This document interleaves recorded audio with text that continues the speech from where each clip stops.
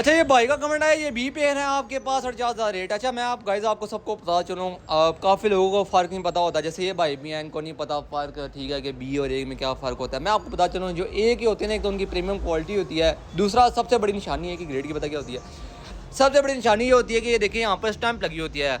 अब जैसे ये कैपिटल कंपनी की है ना, ये देखिए कैपिटल कंपनी की स्टैंप लगी हुई है, ये स्टैंप लगी हुई है कैपिटल कंपनी की। अभी आपको दिखाता हूँ, ये देखिए कैपिटल कंपनी की स्टैंप लगी हुई है। जो बी ग्रेड होता है उसमें स्टैंप नहीं लगी होती। मैं आपको दिखाता हूँ, अब मेरे वहाँ बी पेयर के बेसन पड़े हुए हैं, ठीक है।